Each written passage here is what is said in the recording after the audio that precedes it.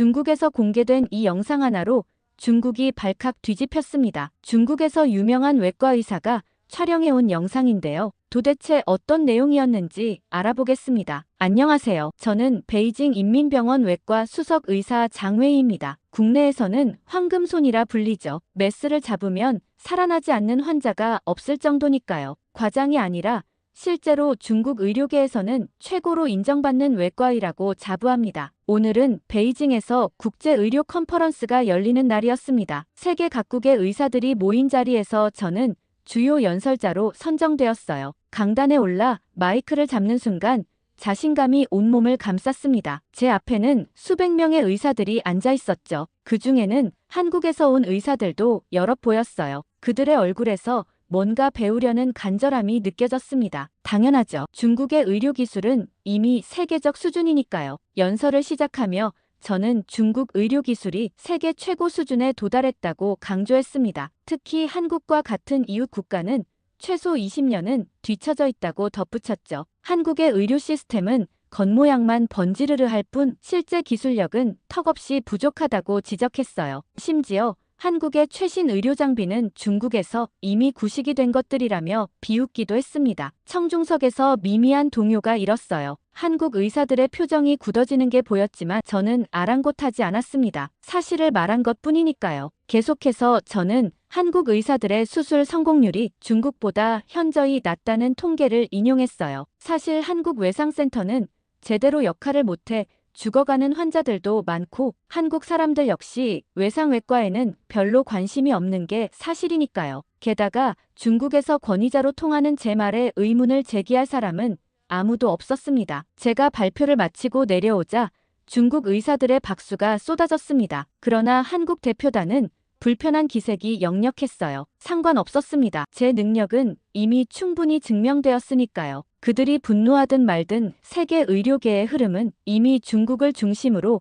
재편되고 있었습니다. 컨퍼런스가 끝난 후 호텔 로비에서 동생 하오를 만났습니다. 하오는 의사는 아니고 의료기기 회사에서 일하죠. 항상 밝은 표정으로 세상을 바라보는 낙천적인 성격이에요. 동생은 제 발표가 대단했다고 칭찬하면서도 한국 의사들이 언짢아 보였다고 말했습니다. 저는 어깨를 으쓱하며 웃으며 사실을 말했을 뿐이라고 그들이 불편해하는 건 당연하다고 대답했어요. 한국 같은 작은 나라가 중국과 경쟁하려는 것 자체가 우스운 일이라고 덧붙였죠. 그들의 병원은 우리 중국 3급 병원의 절반 수준도 안 된다고 단언했습니다. 그런데 갑자기 하오가 다음 주에 한국으로 의료기기 시장 조사차 출장을 간다고 알려왔어요. 오늘 한국 의사들과 얘기하며 한국 의료기기에 대한 설명을 들었는데 배울 점이 많다고 하더라고요. 순간 제 웃음이 멈췄습니다. 저는 한국이 이미 경제적으로 몰락한 나라라며 동생이 찾을 미래 같은 건 없다고 단정지었죠. 한국의 의료기기라 봤자 모두 구식이고 중국이나 미국에서 수입한 것들 뿐이라고 얕보았습니다. 그런데 하오의 눈빛은 달랐어요. 항상 제 말을 존중하던 동생이 이번에는 다른 의견을 보였습니다. 한국에는 우리가 모르는 강점이 많고 글로벌 시장에서도 성장 가능성이 크다고 말했어요. 직접 가서 확인해보고 싶다고 했죠. 저는 코웃음을 치며 시간 낭비라고 그냥 데이터로 분석하면 될 것이라고 일축했습니다. 한국의 의료 시스템은 이미 세계에서 도태되고 있다고 그곳에서 배울 것은 없다고 잘라 말했어요. 하오는 미소를 지으며 직접 경험하는 것과 데이터로 보는 건 다르다고 그것이 제가 평소 하던 말이라고 받아쳤습니다. 제 말을 제게 돌려주는 동생의 모습에 할 말을 잃었죠. 그리곤 다음 주 하오는 한국으로 떠났습니다. 공항에서 배웅도 없이 간단한 문자 메시지만 보냈어요. 잘 다녀오겠다는 걱정하지 말라는 내용이었죠. 사실 눈으로 경험해야만 알 수 있는 게 있습니다. 아마 동생도 한국에서 말도 안 되는 환상을 깨고 올 거라 생각했죠. 그렇게 평범한 일상이 며칠 이어졌습니다. 수술실에서 환자들의 생명을 구하고 병원에서 최고의 권위를 누리는 제 삶은 그대로였어요. 한국에 간 동생에 대한 생각도 거의 들지 않았죠. 그런데 말도 안 되는 전화 한 통이 걸려온 건 동생이 떠난 지 일주일 후였어요. 그날도 평소와 다를 바 없는 간 절제 수술이 진행 중이었습니다. 그런데 수술 중반에 간호사가 다급하게 다가왔어요. 간호사는 한국에서 온 긴급 전화라며 저에게 알렸습니다. 처음에는 무시했어요. 어떤 전화가 이 중요한 수술보다 우선일 수 있겠습니까? 하지만 간호사의 표정이 심상치 않았습니다. 동생 하우와 관련된 전화라는 말에 심장이 쿵 내려앉았죠. 수술용 장갑을 벗어던지고 전화기를 받았습니다. 귓가에 들려온 목소리는 차분했지만 그 안에 담긴 긴박함이 느껴졌어요. 서울의 한 병원에서 온 전화였습니다. 동생 하우가 교통사고로 중상을 입었다고 했어요. 응급수술이 필요한 상황이라는 말에 제 머릿속이 하얘졌습니다. 전화 너머로 들려오는 의료진의 목소리는 마치 먼 곳에서 들려오는 것처럼 흐릿했어요. 하우가 횡단보도를 건너다 대형 트럭에 치였다고 합니다. 다발성 장기 손상과 내부 출혈이 심각하다는 설명이 이어졌죠. 구급차에 실려 가장 가까운 서울중앙병원으로 이송되었다고 했습니다. 순간 패닉 상태에 빠졌어요. 동생의 생명이 한국 의사들의 손에 달렸다니, 제가 그토록 무시하던 한국 의료진에게 제 동생이 맡겨졌다는 사실이 믿기지 않았습니다. 전화기를 움켜쥔 손에 힘이 들어갔죠. 담당 의사를 바꿔달라고 요구했습니다. 순간적으로 치밀어 오르는 분노와 불안감을 주체할 수 없었어요. 전화 너머로 들려온 목소리는 윤지수라는 여성 의사의 것이었습니다. 차분하면서도 단호한 목소리였죠. 제 요구에 윤지수는 지금 당장 수술하지 않으면 환자의 생명이 위험하다고 말했습니다. 시간이 없다는 거예요. 하지만 저는 이성적인 판단을 할 수 없었습니다. 제 동생이니까요. 한국 의사들의 실력을 믿을 수 없었죠. 최소한의 수술만 해달라고 부탁했습니다. 목숨만 붙잡아 놓고 나머지는 제가 중국으로 데려가 직접 하겠다고 말했어요. 중국으로 이송하면 세계 최고의 의료진이 있는 우리 병원에서 제대로 된 치료를 받을 수 있을 거라 생각했습니다. 하지만 윤지수는 단호했어요. 이송할 여유가 없다고 했습니다. 지금 결정해야 한다고, 당장 수술에 동의해야 수술을 진행할 수 있다고 했습니다. 그 순간 머릿속에 여러 생각이 스쳐 지나갔죠. 어린 시절부터 항상 보호하고 지켜왔던 동생, 제가 책임져야 할 유일한 가족이었어요. 패닉에 빠진 저를 윤지수가 다그쳤습니다. 당장 동의하셔야 한다고요. 마지못해 수술 동의를 했고 제 말이 끝나자마자 전화를 끊어버리더라고요. 전화가 끊기고 한참 동안 멍했어요. 제 마음은 여전히 불신으로 가득했죠. 한국 의사들이 과연 동생을 살릴 수 있을까? 이미 최신 의료기술과 시스템에서 뒤처진 나라에서 복잡한 외상수술을 제대로 할 수 있을까? 의심이 꼬리에 꼬리를 물었습니다. 전화를 끊은 후 즉시 병원장에게 긴급 휴가를 요청했습니다. 다음 비행기로 서울로 가야 했어요. 머릿속은 온통 하우 생각뿐이었습니다. 수술대 위에 누워있을 동생을 상상하니 가슴이 찢어질 것 같았죠. 공항으로 향하는 택시 안에서 한국 병원에 다시 전화를 걸었습니다. 수술이 시작되었다는 간단한 답변만 돌아왔어요. 별다른 정보도 주지 않는 그들의 태도에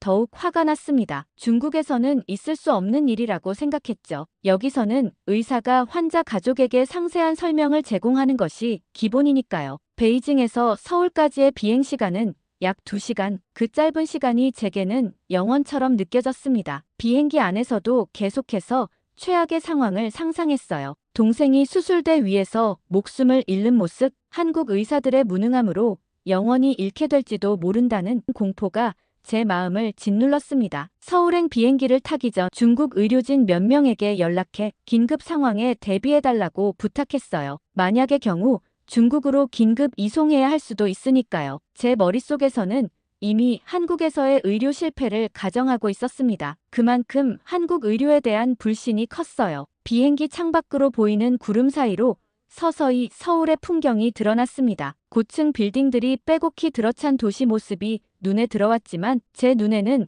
그저 동생이 위험에 처한 낯선 도시일 뿐이었어요. 착륙 준비 안내방송이 나오자마자 안전벨트를 풀고 일어서려다 승무원의 제지를 받았습니다. 그만큼 초조했죠. 비행기가 착륙하자마자 서둘러 택시를 잡아 병원으로 향했습니다. 영어로 병원 이름을 다급하게 말했는데 택시기사는 저의 급한 마음을 아는지 빠른 속도로 병원을 향해 달렸습니다. 창밖으로 스쳐 지나가는 서울의 풍경은 눈에 들어오지 않았어요. 오직 동생이 걱정됐습니다. 택시에서 내리자마자 병원 응급실로 뛰어들어갔습니다. 간신히 영어로 동생의 이름을 말하며 어디 있냐고 물었어요. 안내데스크의 간호사는 수술 중이라며 6층 수술실 앞 대기실로 안내했습니다. 엘리베이터를 기다리는 몇 초조차 견딜 수 없었어요. 계단을 뛰어올라 수술실 앞에 도착했습니다. 대기실에 도착하자 수술 중이라는 빨간 불빛이 제 심장을 더욱 조여왔습니다. 간호사에게 상황을 물었지만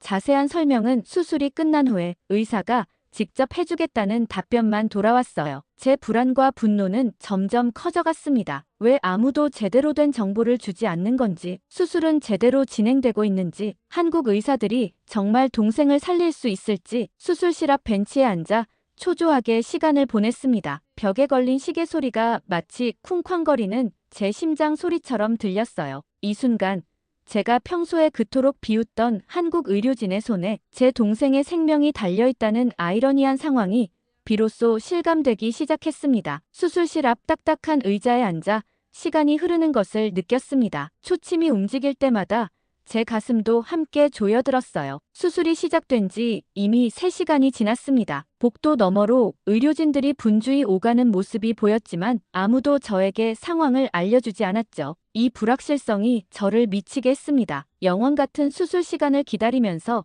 하오와 함께했던 어린 시절, 우리 형제가 걸어온 길이 주마등처럼 스쳐 지나갔습니다. 우리 부모님은 제가 10살, 하오가 8살 때 교통사고로 갑자기 세상을 떠나셨어요. 하루아침에 고아가 된 저희 형제는 아버지의 동생인 삼촌 댁에서 살게 되었습니다. 그곳에서의 생활은 결코 쉽지 않았죠. 삼촌은 술을 좋아하셨고 화가 나면 종종 폭력적이었습니다. 그때마다 저는 항상 하오를 제 몸으로 감싸 보호했어요. 한 번은 하오가 고열로 밤새 앓은 적이 있었습니다. 삼촌은 그저 감기일 뿐이라며 병원에 데려가 주지 않았어요. 12살이었던 저는 동생의 이마에 찬 수건을 얹어주며 밤을 새웠습니다. 그날 밤 저는 의사가 되기로 결심했어요. 아픈 사람들을 치료하고 무엇보다 제 동생을 지켜줄 수 있는 의사가 되겠다고요. 그때부터 공부에 매진했습니다. 장학금을 받아 의대에 진학했고 최고의 외과의가 되었어요. 동생은 늘 저를 따라하고 싶어 했고 제가 의사가 되니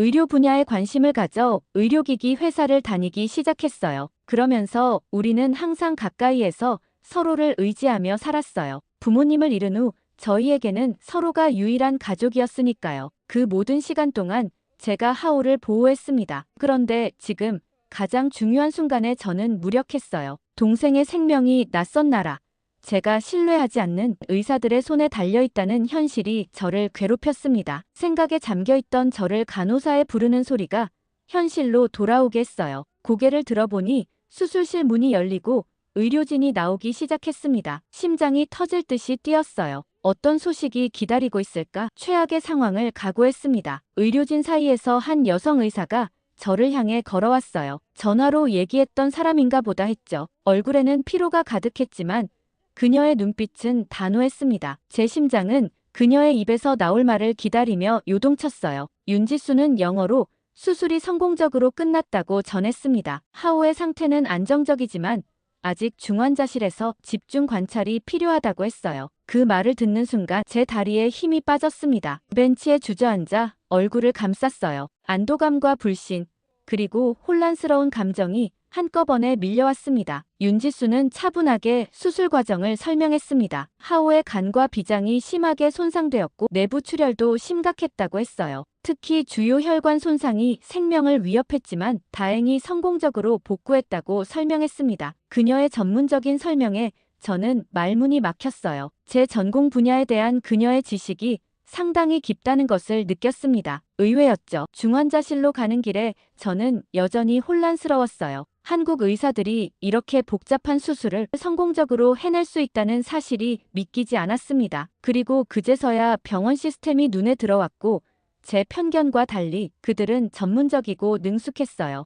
이런 생각이 드는 것조차 제 자존심이 허락하지 않았지만 현실을 부정할 수는 없었습니다. 하지만 수술 결과가 어떻게 되는지는 두고 봐야 하는 거 아닌가 싶었죠. 중환자실에 들어서자 하오의 모습이 보였어요. 각종 의료기기에 연결된 동생의 창백한 얼굴이 마음을 아프게 했습니다. 그의 가슴은 미세하게 오르내리고 있었고 모니터에는 안정적인 생명 징후가 표시되어 있었어요. 그 순간 다시 어린 시절의 기억이 떠올랐습니다. 12살 때 삼촌의 술주정으로 하오가 다쳤던 날이 생각났어요. 그날도 저는 병원 침대 옆에 앉아 동생의 회복을 기다렸습니다. 그때 약속했던 것이 기억났어요. 언제나 하호를 지키겠다고, 절대 다치게 하지 않겠다고 했던 약속. 하지만 지금 이 상황은 제가 완전히 통제할 수 없었던 일이었습니다. 잠깐 허락된 면회 시간에 중환자실의 의자에 앉아 하호의 손을 잡았어요. 따뜻한 체온이 느껴졌습니다. 이제 제가 할 수 있는 일은 기다리는 것뿐이었습니다. 제 전문 분야에서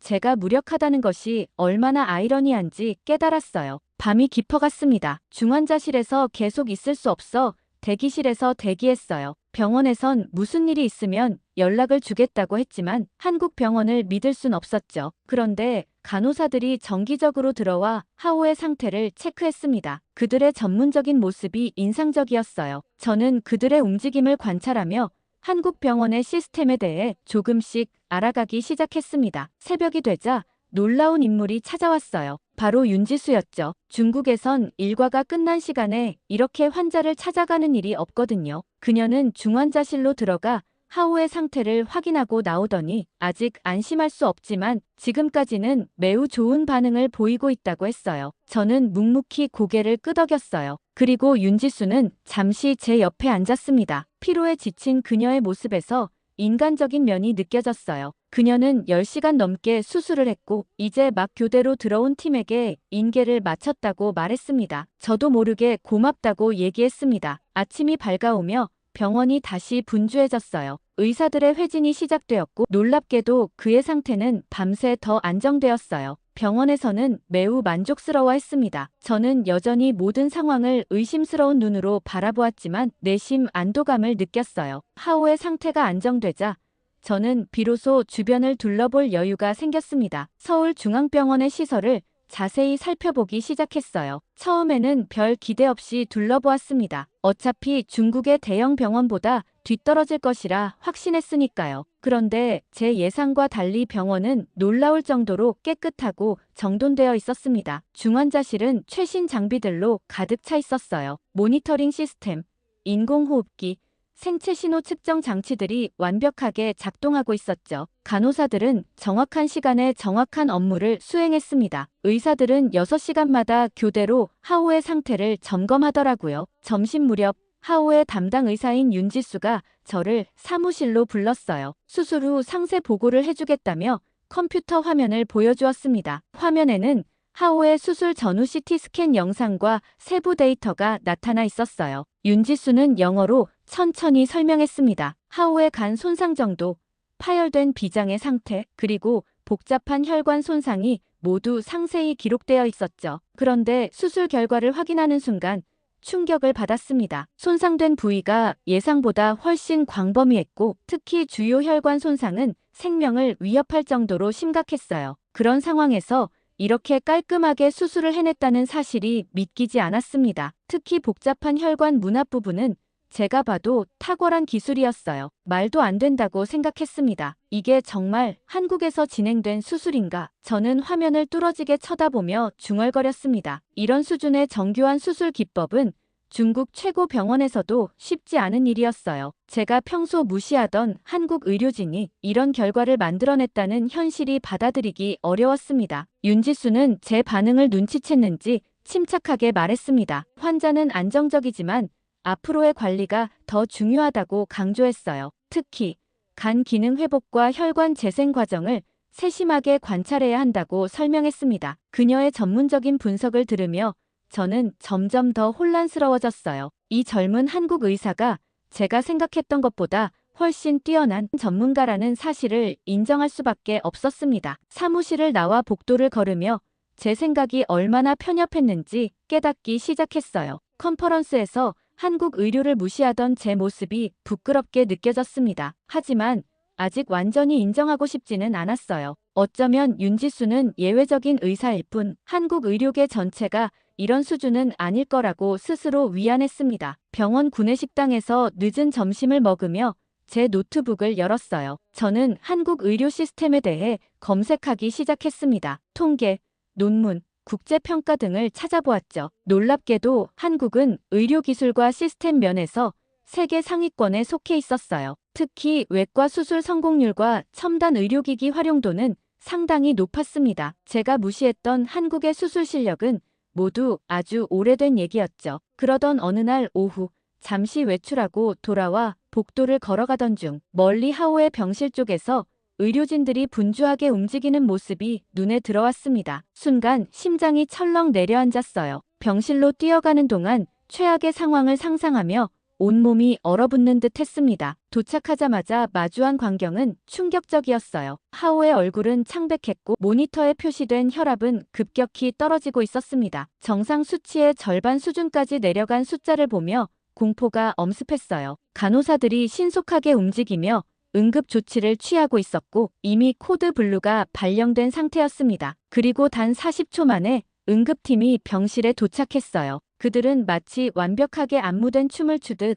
조직적으로 움직였습니다. 윤지수 의사가 팀을 이끌며 차분하고 명확한 지시를 내렸고 각 의료진은 자신의 역할을 정확히 알고 행동했어요. 누군가는 약물을 준비하고 또 다른 이는 장비를 체크했으며 한 명은 계속해서 장하오의 상태를 모니터링했습니다. 저는 의사이지만 그 순간만큼은 그저 공포에 질린 형일 뿐이었습니다. 벽에 기대어 서서 무력감에 떨고 있었어요. 평소 수술실에서 위급한 상황을 수없이 겪었지만 이번에는 달랐습니다. 환자가 내 동생이었으니까요. 그동안 자신감 넘치던 제 모습은 온데간데 없고 그저 의료진이 상황을 해결해 주길 바라는 가족의 마음만 남았습니다. 윤지수는 신속하게 초음파 검사를 지시했고 화면을 통해 간 주변에 작은 출혈이 있음을 발견했어요. 수술 부위에서 미세한 혈관이 터진 것이었습니다. 그녀는 즉시 지혈제 투여를 지시했고 동시에 수혈 준비를 명령했어요. 모든 과정이 마치 시계 태엽처럼 정확하게 맞물려 진행되었습니다. 가장 놀라웠던 것은 의료진들의 침착함이었어요. 긴급 상황임에도 불구하고 그들의 목소리에는 패닉이나 혼란이 없었습니다. 오직 전문성과 집중력만이 있었죠. 중국에서라면 이런 상황에서 의료진들이 서로 소리를 지르거나 혼란스러워하는 모습을 종종 볼 수 있었는데 이곳은 달랐습니다. 7분. 단 7분 만에 장하오의 상태는 안정되기 시작했어요. 혈압이 서서히 올라갔고 산소 포화도도 정상 범위로 돌아왔습니다. 15분이 지났을 때는 마치 아무 일도 없었던 것처럼 모든 생체 징후가 안정화되었어요. 저는 무릎에 힘이 풀려 의자에 주저앉았습니다. 거의 숨도 쉬지 못했던 것 같았어요. 윤지수가 제게 다가와 상황을 설명했습니다. 수술 후 이런 미세 출혈은 드물지만 발생할 수 있는 합병증이라고 했어요. 중요한 것은 이를 얼마나 빨리 발견하고 대처하느냐였고 그들의 시스템은 이런 위험 신호를 즉시 포착할 수 있도록 설계되어 있었습니다. 장하오의 병실 모니터가 중앙 시스템과 연결되어 있어 수치가 임계점 이하로 떨어지는 순간 자동으로 알람이 울렸다고 설명했어요. 그날 밤 저는 병실 의자에서 잠들지 못했습니다. 오늘의 사건이 아니었다면 중국으로 데려갔을 경우 장하오는 어떻게 되었을까 하는 생각이 계속 머릿속을 맴돌았어요. 우리 병원에도 뛰어난 의사들이 많지만 오늘처럼 시스템적으로 완벽하게 대응할 수 있었을까? 한국 의료진의 전문성과 팀워크 그리고 환자 모니터링 시스템이 제 동생의 생명을 구했다는 사실이 제 마음 깊이 새겨졌습니다. 그리고 딱 3일 후 하오가 의식을 회복하기 시작했습니다. 아직 완전히 깨어나지는 않았지만 간간히 눈을 깜빡이고 손가락을 움직였어요. 그의 상태를 확인하기 위해 다시 CT 스캔이 진행되었습니다. 결과는 더욱 놀라웠죠. 불과 하루 만에 내부 출혈이 거의 멈추고 손상된 조직들도 안정화되기 시작했어요. 윤지수는 하오의 회복 속도가 예상보다 빠르다며 만족스러워했습니다. 저는 도대체 이게 말이나 되냐고 물었고 그녀는 이런 빠른 회복이 가능한 이유로 정확한 초기 대응과 수술 기법 그리고 수술 후 세심한 관리를 들었어요. 저는 이제 그녀의 전문성을 의심할 수 없었습니다. 분명 그녀와 그녀의 팀은 최고 수준의 의료 서비스를 제공하고 있었어요. 밤이 깊어갈수록 제 마음속 편견의 벽이 조금씩 허물어졌습니다. 한국의 의료 시스템, 그들의 기술과 헌신은 제가 생각했던 것보다 훨씬 뛰어났어요. 그동안 제가 얼마나 좁은 시각으로 세상을 바라보고 있었는지 깨닫기 시작했습니다. 다음 날 아침, 하오는 더욱 뚜렷한 의식 회복 징후를 보였습니다. 그리고 다음 날 동생은 일반 병실로 옮겨졌죠. 저는 하오의 수술 기록을 더 자세히 검토하기 시작했습니다. 윤지수는 친절하게 모든 자료를 제공했어요. CT 스캔 그리고 혈액 검사 결과 수술 과정 기록, 사용된 약물 목록까지 모든 것이 상세하게 정리되어 있었습니다. 전문가의 눈으로 이 자료들을 분석할수록 이번 수술이 얼마나 복잡하고 정교했는지 더욱 실감했어요. 이 정도면 중국에서도 최고 수준의 수술이라고 인정할 수밖에 없었어요. 제가 평소 자랑하던 황금손으로도 이보다 더 완벽하게 해내기는 어려웠을 거라는 생각이 들었습니다. 그 인정이 쉽지는 않았지만 현실을 받아들이지 않을 수 없었어요. 수술 기록을 살펴보며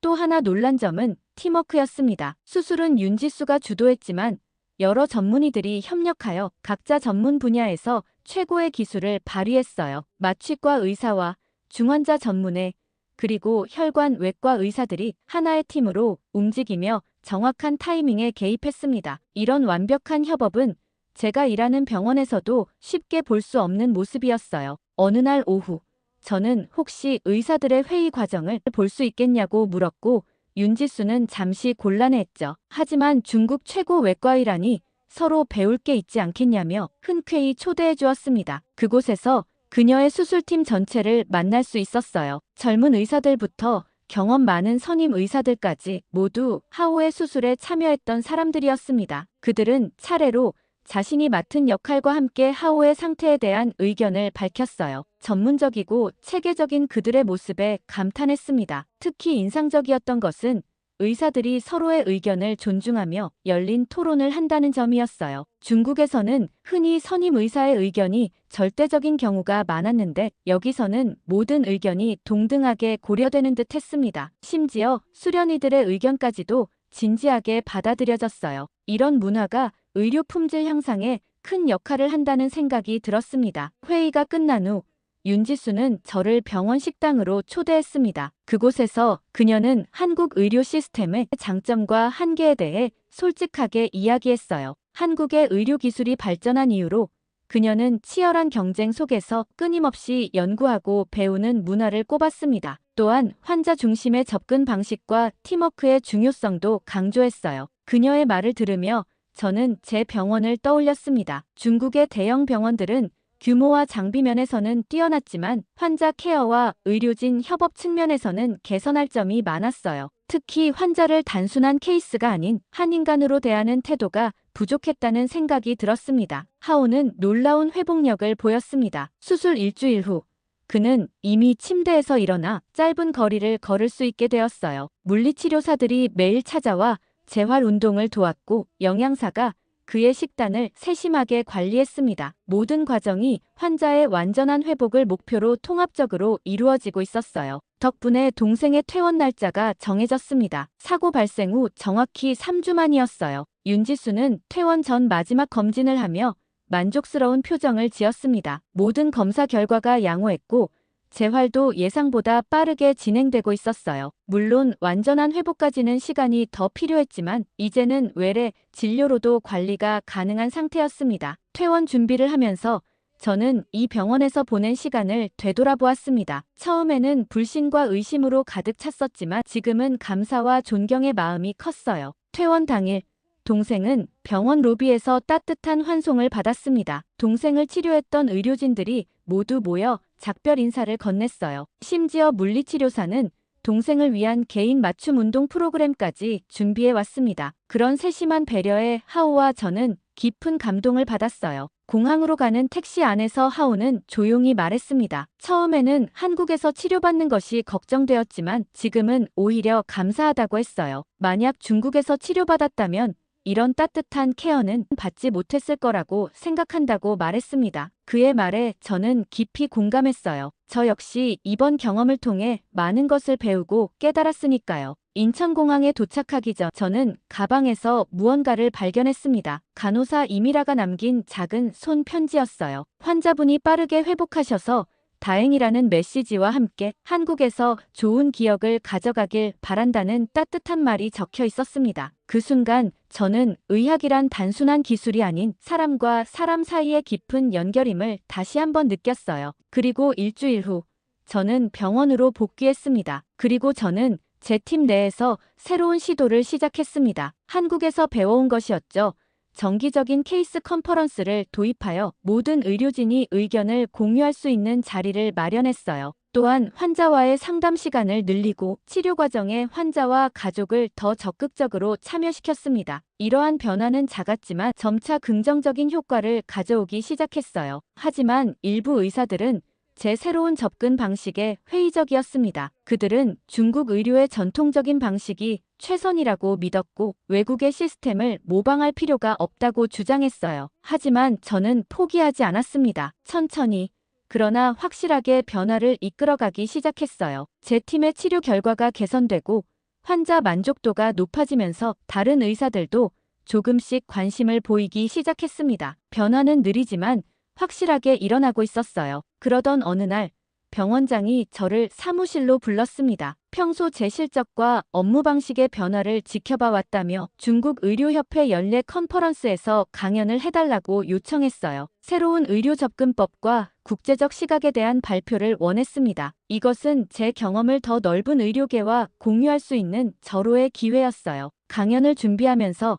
저는 한국에서의 모든 경험을 정리했습니다. 사진과 데이터, 사례 연구를 수집했고 하오의 치료 과정을 상세히 문서화했어요. 물론 하오에게도 동의를 구했습니다. 그는 자신의 경험이 중국 의료 발전에 도움이 된다면 기꺼이 공유하겠다고 했어요. 컨퍼런스 당일 베이징 국제 컨벤션 센터는 중국 전역에서 모인 의사들로 가득 찼습니다. 제가 강연할 강당에는 500명 이상의 청중이 기다리고 있었어요. 6개월 전 이곳에서 한국 의료를 무시했던 제 모습이 떠올라 묘한 감정이 들었습니다. 오늘은 완전히 다른 메시지를 전달하게 될 테니까요. 단상에 올라 청중을 바라보며 심호흡을 했습니다. 그리고 저는 솔직하게 이야기를 시작했어요. 한국 의료에 대한 제 편견과 오만함을 고백했습니다. 동생의 사고와 그로 인해 한국 병원을 직접 경험하게 된 과정, 그리고 제 인식이 어떻게 변화했는지 차근차근 설명했어요. 발표 중간에 하오의 수술 전후 영상과 의료 기록을 보여주었습니다. 청중들 사이에서 놀라움의 탄성이 흘러나왔어요. 수술의 복잡성과 뛰어난 기술력,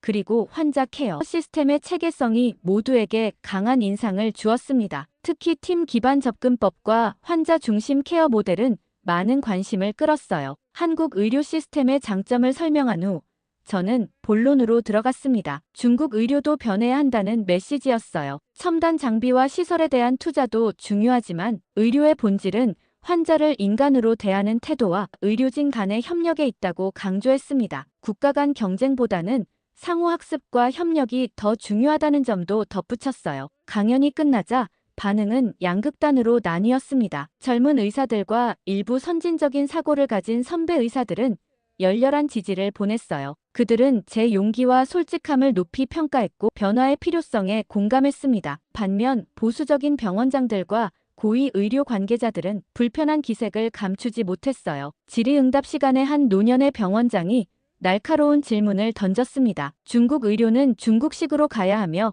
한국처럼 할 필요가 없다고 주장했어요. 서구나 다른 아시아 국가의 모델을 따라갈 필요 없이 우리만의 길을 가야 한다고 했습니다. 그의 발언에 많은 고위 인사들이 동조하는 분위기였어요. 저는 침착하게 대답했습니다. 진정한 의료의 가치는 국경이나 문화를 초월한다고 말했어요. 환자의 생명과 존엄성을 최우선으로 하는 것, 그것이 의학의 본질이라고 강조했습니다. 한국 의료는 단순한 기술이 아니라 사람을 살리는 시스템이었다고 설명했어요. 그리고 중국도 이제 환자가 중심이 되는 의료를 고민해야 할 때라고 덧붙였습니다. 제 답변에 청중석은 잠시 침묵했다가 이내 열렬한 박수가 터져 나왔습니다. 특히 젊은 의사들과 간호사들, 의대생들의 반응이 뜨거웠어요. 그들의 눈빛에서 변화에 대한 갈망과 희망을 볼 수 있었습니다. 이것이 바로 제가 전하고 싶었던 메시지의 핵심이었어요. 강연이 끝난 후 많은 사람들이 저에게 다가와 대화를 나누었습니다. 그들 중 상당수는 비슷한 생각을 가지고 있었지만 목소리를 내지 못했다고 고백했어요. 특히 한 젊은 의사는